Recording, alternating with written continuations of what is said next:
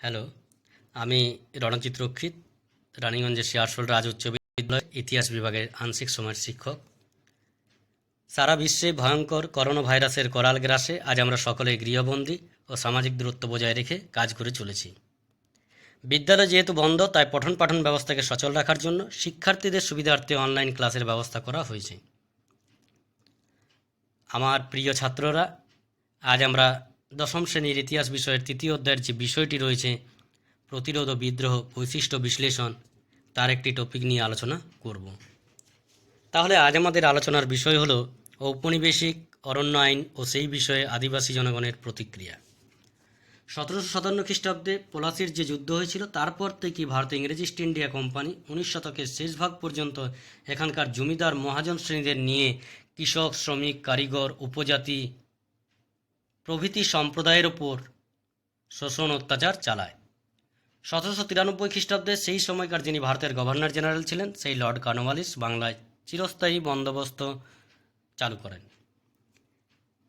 এর ফলে নতুন যে জমিদার শ্রেণীগুলির সৃষ্টি হয়, তাদের হাতে এই সমস্ত কৃষক, উপজাতি সম্প্রদায়ের মানুষগুলোর দুর্দশার শেষ ছিল না।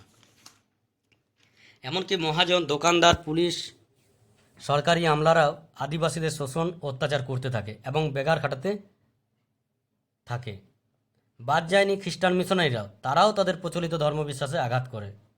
তাহলে আমরা দেখব যে স্বভাবত দিকুদের অর্থাৎ বহিরাগতদের, যাদের আদিবাসীরা দিকু বলতো, তাদের প্রতি আদিবাসী ও স্থানীয় নিম্নবর্গীয়দের ঘৃণার মাত্রা বৃদ্ধি পেয়েছিল।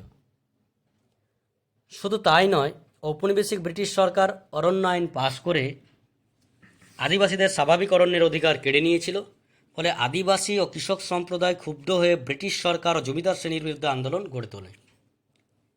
এবার আমরা দেখি যে এই যে কৃষক, উপজাতি বা আদিবাসী যে বিদ্রোহগুলো, সেগুলো আলোচনা করার আগে আমাদের বিদ্রোহ, অভ্যুত্থান ও বিপ্লবের অর্থ জেনে নেওয়া দরকার।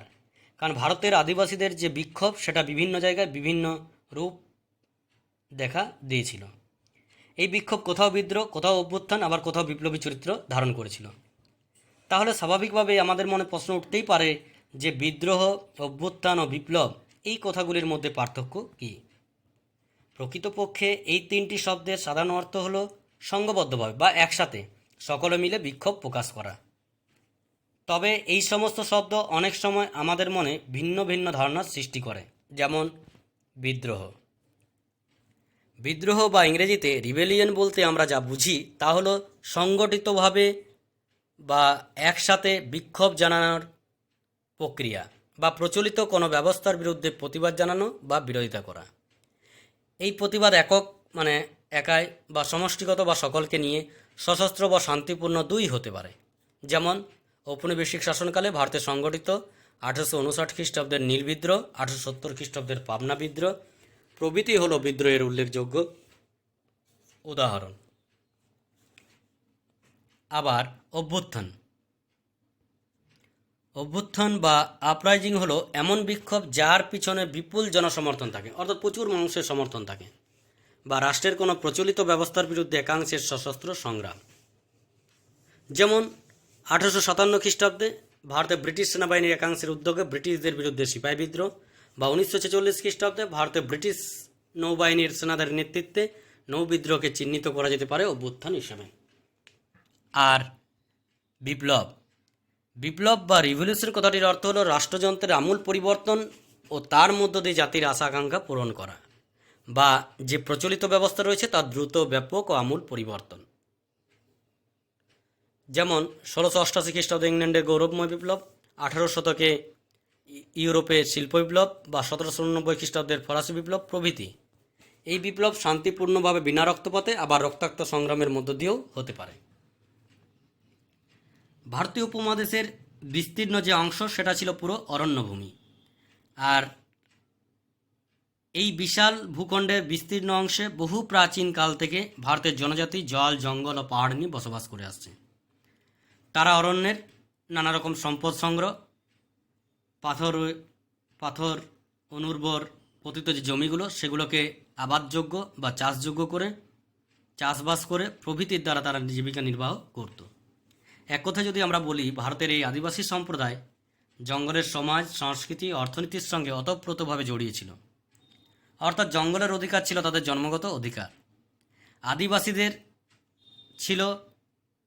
আদিবাসীরা ছিল প্রাকৃতিক পরিবেশে মুক্ত এবং তাদের জীবনযাপন ছিল সরল সাদাসিধে।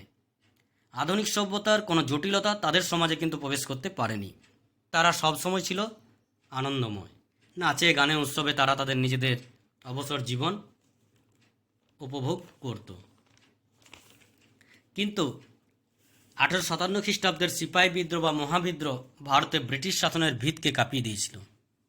ফলে ব্রিটিশ পার্লামেন্ট 1858 খ্রিস্টাব্দের ভারত শাসন আইন দ্বারা ভারতে ইংরেজ ইস্ট ইন্ডিয়া কোম্পানির শাসনের অবসান ঘটিয়েছিল এবং ব্রিটিশ সরকার অর্থাৎ ইংল্যান্ডের মহারানী ভিক্টোরিয়া সরাসরি এদেশের শাসনভার নিজের হাতে তুলে নেয়। ফলে এদেশে তারা নিজেদের কর্তৃত্ব ফলাতে নানা রকম রাজনৈতিক কৌশল নিতে শুরু করে। যেমন দেখব ঔপনিবেশিক অরণ্য আইন।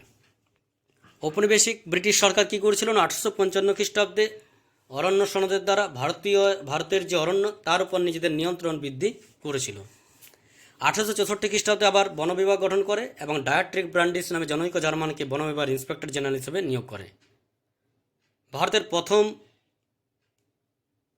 ইন্সপেক্টর জেনারেল ছিলেন এই ডায়াট্রিক ব্রান্ডিস।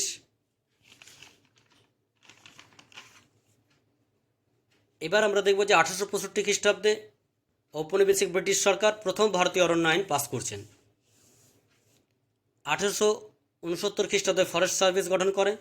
1878 খ্রিস্টাব্দে আবার দ্বিতীয় ভারতীয় অরণ্য আইন পাস করে। 1878 খ্রিস্টাব্দের এই যে অরণ্য আইন, এই অরণ্য আইনে অরণ্যকে ভাগ করা হয় 3টে স্তরে: সংরক্ষিত, সুরক্ষিত এবং অশ্রেণীবিভক্ত বনভূমি। বলা বাহুল্য এই আইনগুলি ঔপনিবেশিক শক্তির পরাধীন দেশের প্রাকৃতিক সম্পদ দখলের মাধ্যম হয়ে উঠেছিল। এই কারণে এই আইনগুলিকে ঔপনিবেশিক অরণ্য আইন বলা হয়।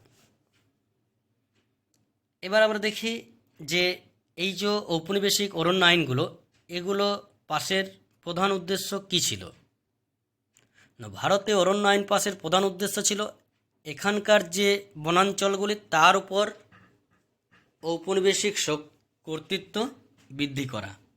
তাছাড়া আমরা দেখব যে অরণ্য থেকে অরণ্যবাসী জাতিগোষ্ঠীগুলিকে সুকৌশলে আলাদা করা বা বিচ্ছিন্ন করা, এদেশে নতুন নতুন শহর প্রতিষ্ঠা করা, রেলগাড়ি, রেলপথ, জাহাজ প্রভৃতি তৈরির প্রয়োজনে অরণ্যের যে কাঠ বা কাষ্ঠ সম্পদ সেটাকে হস্তগত করার উদ্যোগ নিয়েছিল।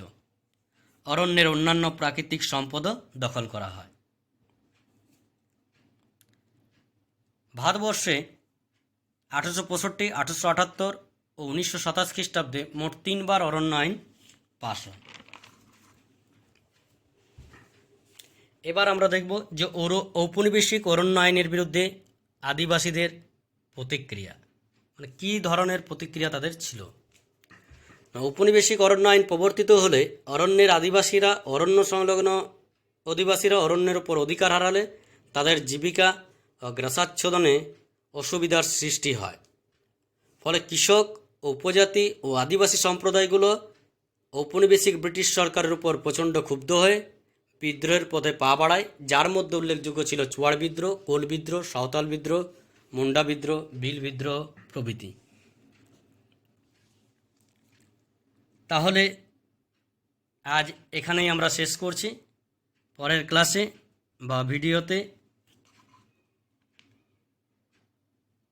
আমরা এই বিদ্রোহগুলি নিয়ে আলোচনা করব।